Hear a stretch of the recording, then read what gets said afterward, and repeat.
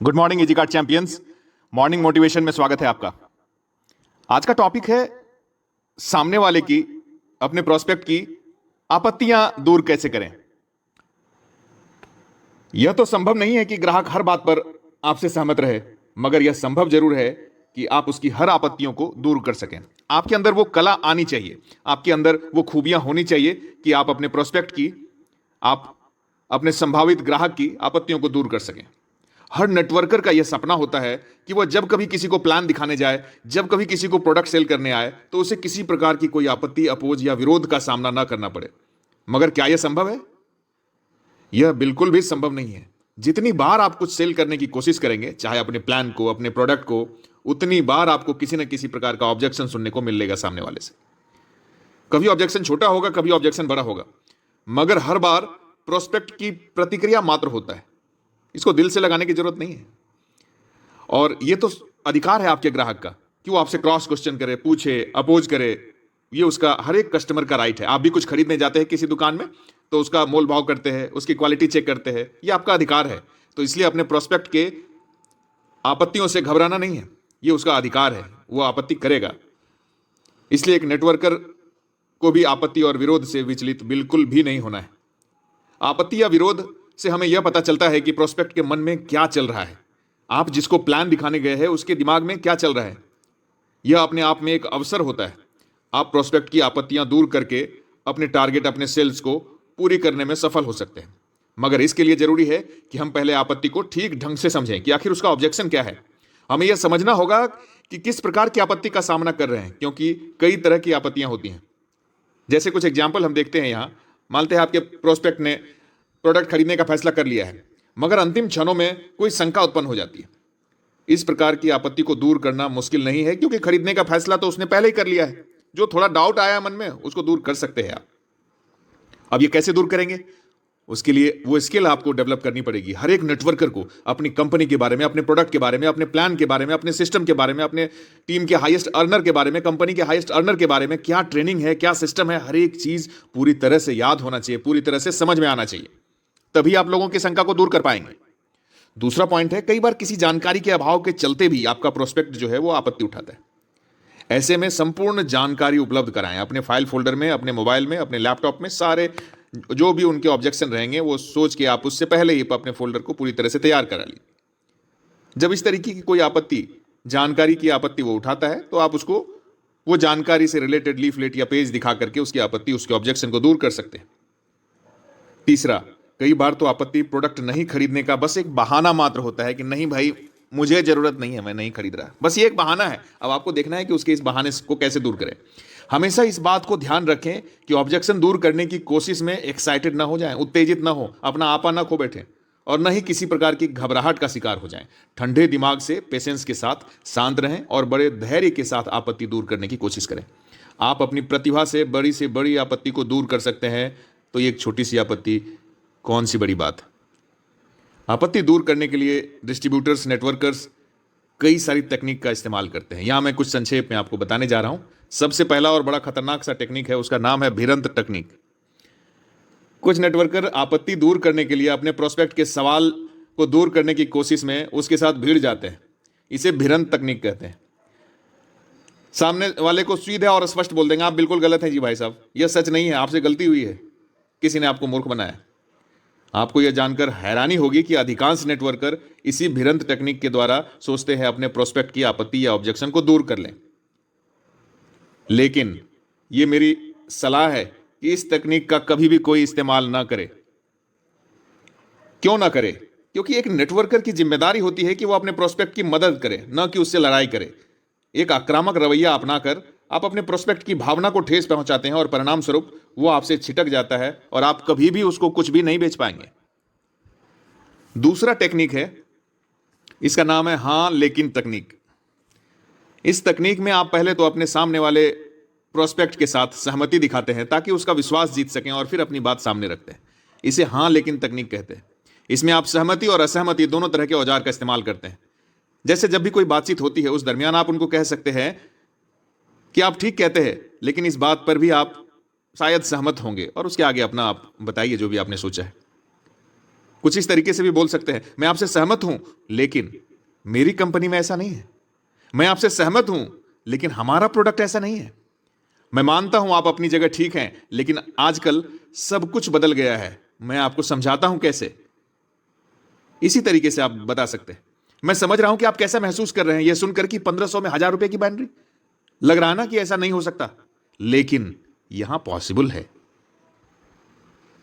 अब ये जो तकनीक है, हां लेकिन तकनीक, ये एक बहुत ही अच्छी तकनीक है, क्योंकि यह तकनीक आपको पूरा पूरा अवसर देती है कि आप तर्क के आधार पर सामने वाले व्यक्ति को अपनी बात समझा सकें। तीसरा पॉइंट है क्यों तकनीक। इस तकनीक में आप अपने प्रोस्पेक्ट की ऑब्जेक्शन के मूल कारणों को समझने की कोशिश करते हैं। एक नेटवर्कर इस तकनीक में कुछ इस तरह के वाक्यों का इस्तेमाल करता है, जैसे अगर आपके सामने वाले प्रोस्पेक्ट ऐसा बोलते हैं, मुझे नहीं लगता इससे बात बनेगी, उस समय आप क्या बोल सकते हैं? मैं समझता हूं, लेकिन क्या आप बता सकते हैं? क्या आप बता सकते हैं कि आप ऐसा क्यों महसूस कर रहे हैं? इसी तरीके से अगर ऑब्जेक्शन आता है कि पिछली बार का हमारा अनुभव नेटवर्किंग का ठीक नहीं रहा, आप जवाब दीजिए, क्या आप बता सकते हैं कि वहां क्या चूक हुई थी?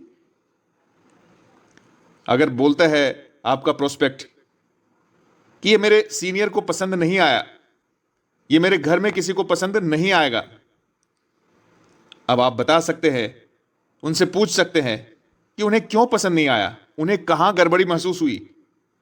यह एक अच्छा सवाल जवाब है, और इस टेक्निक का उपयोग करके आप समस्या के मूल कारण तक पहुंच जाते हैं, जिसके समाधान से आप अपने प्रोस्पेक्ट को आश्वस्त और निश्चिंत कर पाते हैं। चौथा है आपत्ति को उलट देना तकनीक। इस तकनीक में आप आपत्ति को उलट देते हैं, उसी पर अपना प्रश्न खड़ा करते हैं। यह वैसे तो एक चुनौतीपूर्ण तकनीक है, लेकिन नेटवर्कर के लिए कोई भी चीज चुनौतीपूर्ण होते हुए भी वह उसे सफल करने में सक्षम होता है।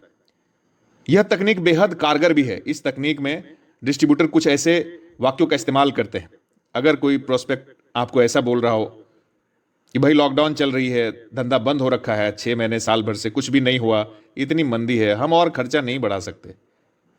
अब आप उसे समझाएं कि ये जो 1500 रुपए का मात्र खर्च करना है, इसको रोक करके आप क्या कर सकते हैं अपने घर, और जब खर्च करेंगे तो इससे क्या हो सकता है, ये देखिए। वही तो समझाने की कोशिश कर रहा हूं। इतनी मंदी में चल रहे हैं, परेशानी में चल रहे हैं, खर्च करेंगे तभी तो मंदी से बाहर निकल पाएंगे। कोई ऐसे भी हो सकता है जो बोले कि भाई आपका ज्वाइनिंग बहुत ज्यादा है, मैं नहीं भर सकता। आप बताइए 1500 में क्या क्या मिल रहा है और कैसे ज्यादा है।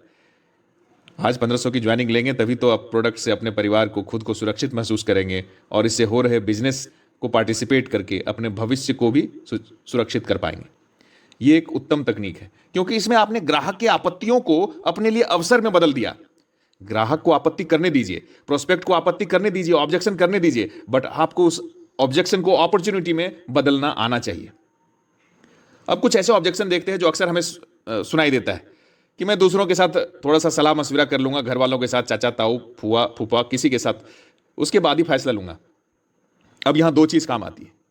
एक तो यह है कि आप उसको सलाह लेने से रोकें। पहले के समय में क्या होता था, हम उन्हें अलग तरीके से कन्विंस करते थे, लेकिन अब किसी को सलाह लेना है तो वो लेगा ही लेगा। मोबाइल है, व्हाट्सएप है, फेसबुक है, सब एक दूसरे से इतने इंटरलिंक्ड हो गए हैं कि आप प्लान दिखाएंगे और वो 2 मिनट में ही आपका पीडीएफ प्लान का लेकर चाचा जी के पास भेजेगा कि क्या मैं करूं या ना करूं। कोई बात नहीं, आप पता करिए ना कौन किसके इन्फ्लुएंस में है आपका वो कस्टमर। आप बोलिए कि ठीक है, उनके साथ बिठाइए मुझे, हम लोग बैठ के वहीं बात करते हैं। आपके अंदर इतना मैग्नेट होना चाहिए कि वो आदमी अगर 10 व्यक्ति से मिलवाए तो उस 10 के सवाल का आप जवाब दे सकें और वो एक साथ 10 लीड को क्लोज कर सके। हमें भागना नहीं है ये सोच के कि पता नहीं किससे मिलवाएगा, ये तो खुद जुड़ा ही नहीं। वो तरीका पुराना था। उन्हें समझने की कोशिश करें। उनको ज्यादा विकल्प रखना उनके बिजनेस के लिए फायदेमंद है। इससे उनके बेहतर प्रोडक्ट, बेहतर सर्विसेज और बेहतर प्लान मिलेंगी। कभी ऐसा भी बोल सकता है ग्राहक कि जो काम मैं कर रहा हूं उससे पूरी तरीके से संतुष्ट हूं भाई, अब कुछ और नहीं चाहिए। अब उन्हें आप समझाने की कोशिश करें कि जितनी ज्यादा अपॉर्चुनिटी रखेंगे, जितने ज्यादा पैसिव इनकम का सोर्स रखेंगे, कभी कुछ ऐसी परिस्थितियां आती हैं जैसे पिछले 1 साल 1.5 साल से आ रही हैं, आपका जो धंधा चल रहा है वो मंदा भी होगा, तो इधर से पैसिवली इनकम आता रहेगा। और ये इनकम आपके खुद के लिए, आपके परिवार के लिए कितना लाभदायक होगा। मैंने भी एक ज्वाइनिंग अपनी लॉकडाउन में ही स्टार्ट करी थी और देखिए कहां से कहां तक क्या हो गया, मुझे कितना सहारा मिला।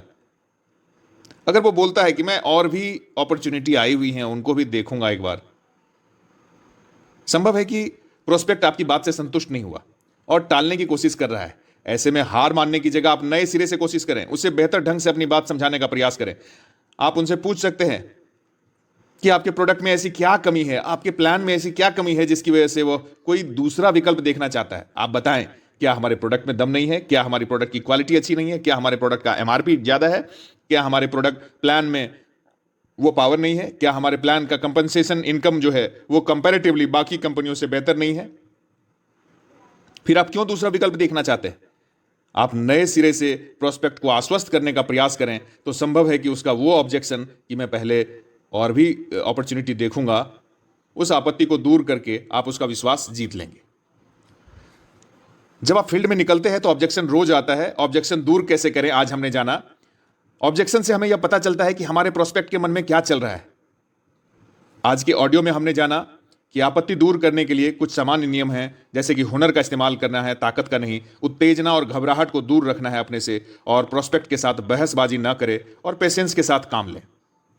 ऑब्जेक्शन दूर करने के 3 सबसे उत्तम तकनीक हैं। सबसे पहला हां लेकिन तकनीक, दूसरा है क्यों तकनीक, और तीसरा है आपत्ति को उलट देना तकनीक। यदि आप चाहते हैं कि आपके विचार को सुना जाए तो पहले दूसरों के विचारों को सुनना सीखें। आज के लिए बस इतना ही। जय हिंद, जय जी काट।